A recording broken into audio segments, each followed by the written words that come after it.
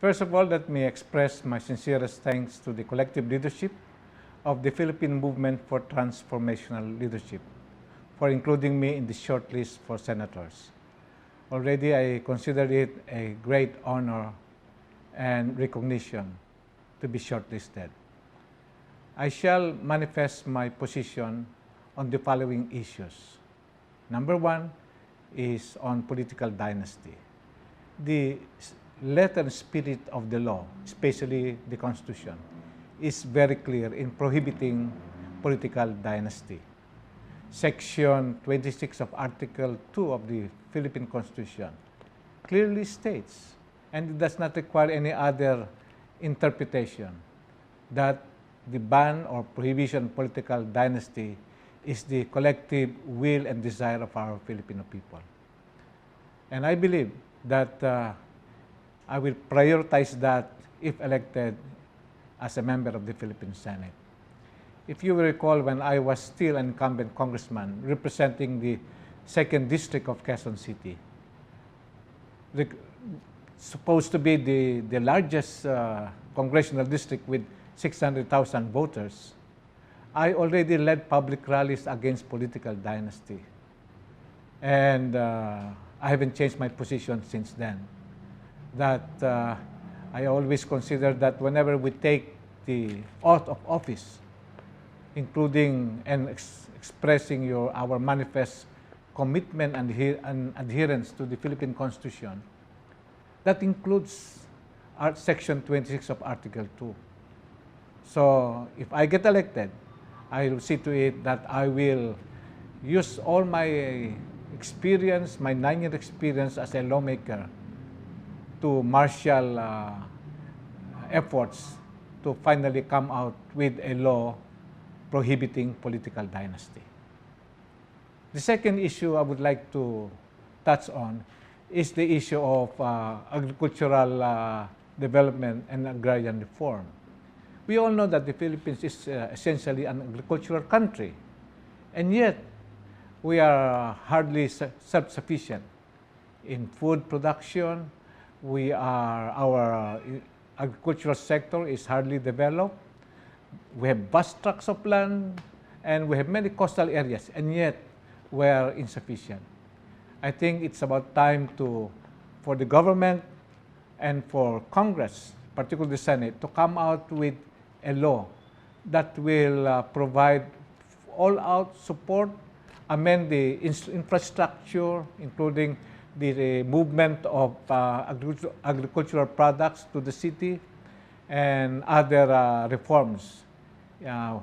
Let's face it, we can be a power in this part of the world if we are agriculturally sufficient and successful. The third issue I would like to call on is the issue of the OFW.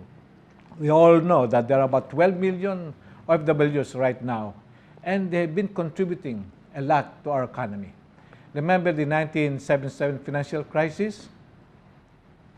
Which sector really helped the country, our economy? Of course, there are the local bankers, the local industrialists, the local traders, but it is largely because of the remittances of our OFWs, which provided help for a strong Philippine peso amidst this financial crisis in Asia. They say, and I so believe, that it is through these remittances that kept the Philippine boat afloat. And right now, we are continuously benefiting from the contribution of the OFW. Sadly, though, we keep calling them bagong bayani. But our words do not match with our deeds. So maybe it's about time to really, for Congress, for the Philippine Senate, to come out with a law. And I have one particular law I have in mind. You remember, I was in the House of Representatives. I filed a bill calling for the creation of a special bank for OFWs. A bank that will be owned by OFWs. A bank ultimately, though initially run by professional bankers, will ultimately run and managed by OFWs themselves and their children. And I'm sure you will agree with me. If we have that OFW bank, that will provide clout to the OFWs. Not only financial clout, economic clout. And as we all know, with economic power, they will have political power.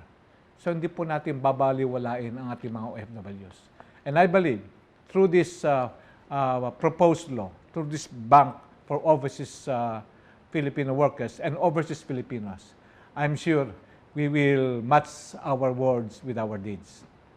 Now, on the issue of abortion, as a Christian, as a practical Christian, I believe that it is non-negotiable for me and for good practicing Christians, because abortion is in violation of the fifth commandment, which is killing an innocent human being, particularly the ejection of a non-viable fetus from the mother's womb. This is very immoral and should be strictly prohibited. It should never be compromised. Remember, abortion is not only a crime before the eyes of men, it is also a crime against God. So as Christian leaders, we must see to it that we create the environment for abortion to be contained, and if we can obliterate these scourge called abortion. I remember when I was in Congress, together with my wife, we led the team in a seminar, Christian leadership seminar for congressmen and their respective spouses. We were able to graduate about 28 congressmen and their spouses, and they were able to renew their commitment to Christian principles and practices. I believe, given the opportunity to be in the Senate, I will do the same. I will invite and convince my colleagues there to renew their commitment as Christian leaders. On the issue of euthanasia, I fully subscribe that direct killing is always wrong and applies equally to mercy killing or euthanasia, that is doing away with severely handicapped and terminally ill persons. We must always accept that only God has absolute power over life and death. And as good stewards of the gift of life granted us by God, we Christians must take ordinary means to preserve life, dutifully submit ourselves to our divine Creator as to when and how we shall make the final journey to His heavenly kingdom. On the issue of capital punishment or death penalty, I fully acknowledge the three traditional reasons for punishing criminals. One is retribution, the second is reform, and the third is deterrence. Though I acknowledge this, I believe that the time has come for the state and the government to reimpose death penalty in the case of the commission of very serious crimes, economic plunders, and crimes against the state. You and I know that right in our national beloved prison, there are drug lords there who have been incarcerated, and yet it has been found out. They continue to manufacture shabu and even market the same illegal drugs. And imagine what it has done to our young people's lives, to families affected, and to the country as well.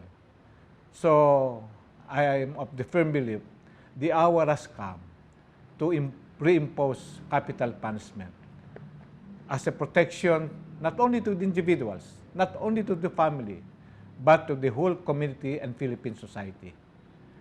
So that is my position in these three issues like abortion, euthanasia, and capital punishment. Maraming salamat po sa magandang pagkakataon na binigay niyo po sa akin. Pagpalain po tayo ng poong may kapal.